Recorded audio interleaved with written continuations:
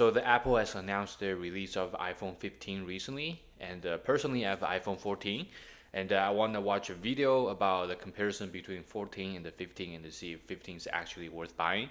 So let's get started and to see what they say. Titanium, which has the highest strength to weight ratio. It is a new brushed look instead of the shiny stainless steel, and I think it looks fantastic. They also thinned down the bezels, and that allowed them to make the actual size of the phone smaller, so it's gonna fit more comfortably in your hand. And along with that, it has a new contoured edge, which Okay, I just want to make a comment here. It's almost like every single year they're always like, oh, how can we make this smaller? How can we make this thinner? How can we make this, more lightweight and all that stuff? But it's like people have phone cases, like mine, for example, and that's pretty small, obviously. But this one phone case is much, much thicker than the actual phone. So it's like, I don't know if like making a phone, let's say a few I don't know grams lighter is gonna really make any big difference. Like it's not I mean it is improvement, but it's not like something revolutionary. So the color options are a bit boring and very similar. Instead of the deep purple and space black along with the silver and the I love gold my that deep I purple. personally love, we have a black titanium, natural titanium, blue titanium, and white titanium. What about the Now a red? few of them What have about the the same rose color color? on the sides and just the backs are different, but you guys let me know about the color options. Are you happy with what they're giving us? New action button. Gone is that physical silent switch that we all loved, and by default, you can still go ahead and switch it and put it into silent mode by holding it down, but you can customize it. So you can switch to audio recording if you need that, or my favorite is to launch the camera really quickly. That's gonna be super useful. You can also do a bunch of other actions, and they're not limiting it. You can actually use shortcuts to make your own action button shortcut. So this is gonna be a really nice feature. A17 Pro chip, the first A series chip with that Pro branding to see is it really Pro and a big upgrade. Now we've been excited for this chip for a very long time because this marks Apple moving to 3 nanometers the first time in any device. And we were expecting big gains in both CPU graphics and battery life performance. Okay, I just want to make a point about the CPU speed. I've had like iPhone 5 10 years ago, 5S actually, and it was running just as fast. Like I don't really see much of an improvement. Like unless you're running some extremely crazy large file or whatever. Like I don't I don't really think nowadays improving CPU or improving the processing power is like any big significance. It's like right now it's already fast enough to a point that everything is getting done within within a second. Basically there's really no difference between keep on improving it. Like we don't really physically notice the difference. And if you don't notice the difference, I guess it is nice to improve it. But um, I feel like you have already hit the ceiling at that thing. It's like you already reach a point of a human limit. So if you keep on doing that, is that I mean I don't know I don't see the point. I guess it's good to do that, but like if you put a chip from 5 years ago to this current iPhone 15, I don't really think it's gonna be any difference. Like it's not like you can notice a significant slowdown. At least that's my view. Let me know if I'm wrong. Comment below. But that's kind of how I think about this topic. Let's continue. 20% faster, where once again, that's not that big of a boost. We've had 40% increases in the past, and a lot of that speed is also because we have an All right, that's a great point. He talked about like the difference between 20% boost and a 40%. You have already boosted the speed to a point where you don't really realize any difference in performance from the phone. So to like basically like other than the physical change, if you just have the screen for both iPhones, it's like you don't even know the difference. So that's not exciting. It's not like, oh, like this phone is way better than the one I used before. It's not the case. So. that the new A17 Pro should not be named Pro. This is one of the worst upgrades we've gotten as far as specs that they are giving us, but you let me know what you think. You know what I heard about people say? People always like once you reach a certain like ceiling for the technology innovation, especially phones. Then all you do is just keep on improving the camera quality, keep on improving the camera quality. It has been the case since like what iPhone 4, and now it's like iPhone 15, so it's been 11 generations. Um, I mean, I don't know. I mean, to me, the phone camera quality is really as good as it gets.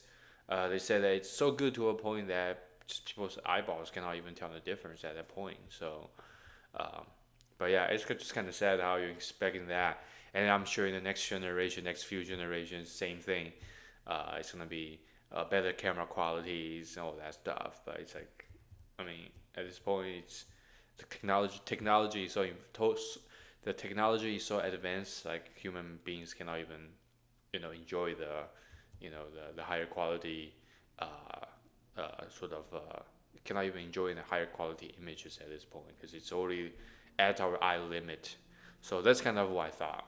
Now, Apple made a big deal about having all sorts of different cameras packed into it, but a lot of that is just using more crop. With the iPhone 14 Pros, they gave you a 2x crop mode, which I really, really liked. I love that focal length, but now you can tap the 1x again to get 1.2 and then 1.5, and that gives you like a 28 and a 35 mil equivalent, jumping up to about 50 for the 2x mode. So all of this is possible on the iPhone 14. All right, so going back to that point, it's like, okay, you can make the phone picture a little bigger or 1.2, 1.5, but can you also do that in actual like picture editing software? Like, how is that thing so significant? I mean, do people actually even care and use stuff like that?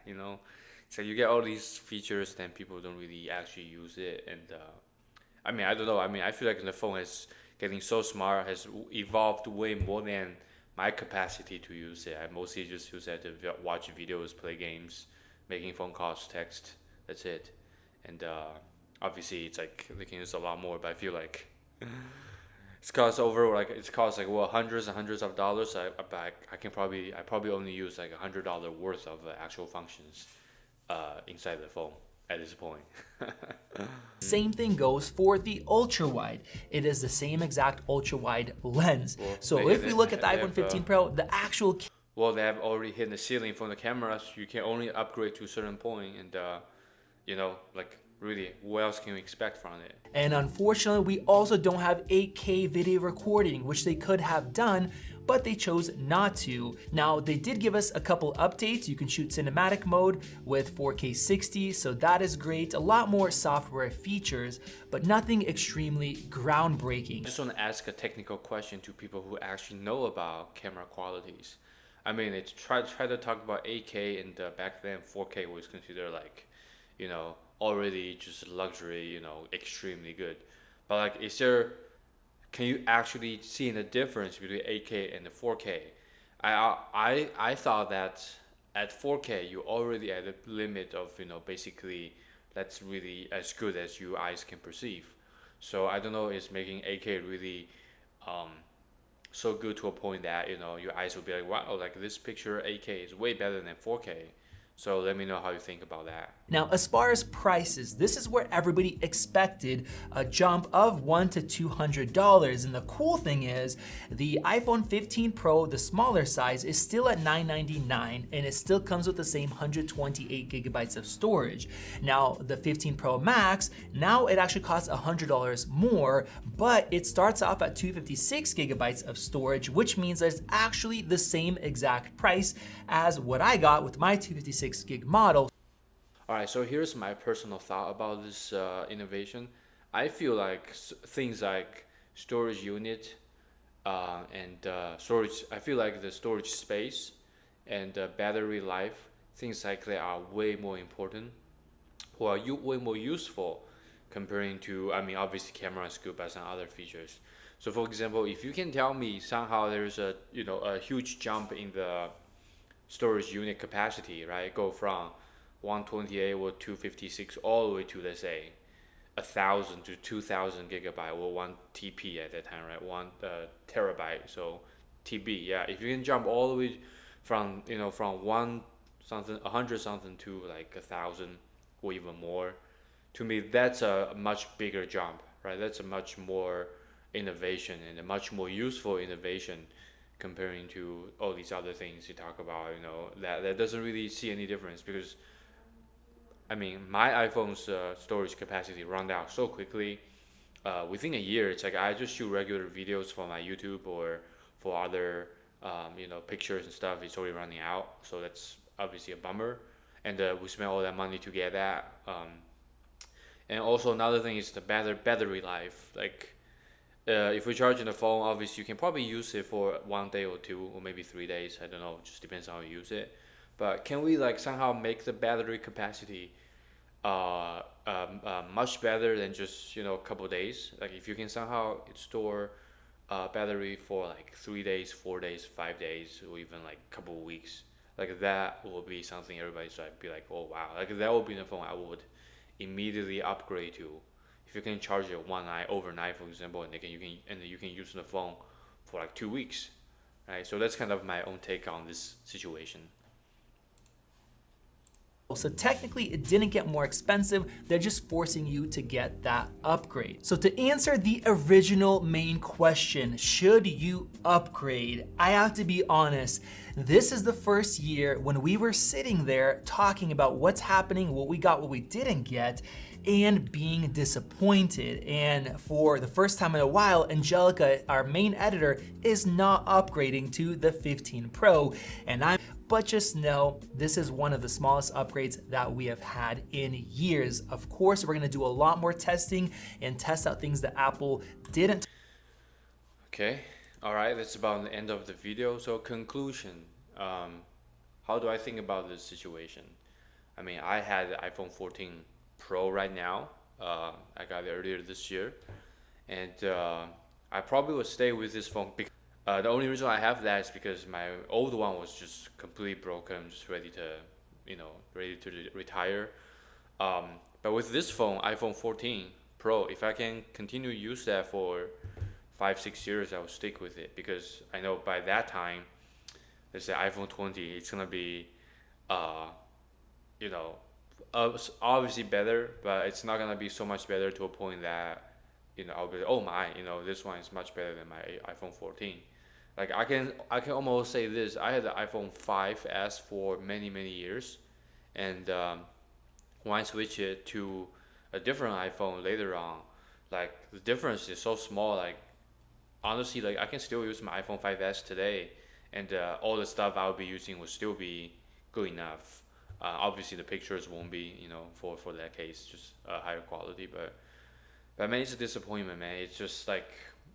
Now the the phone industry really reminds me of a car industry.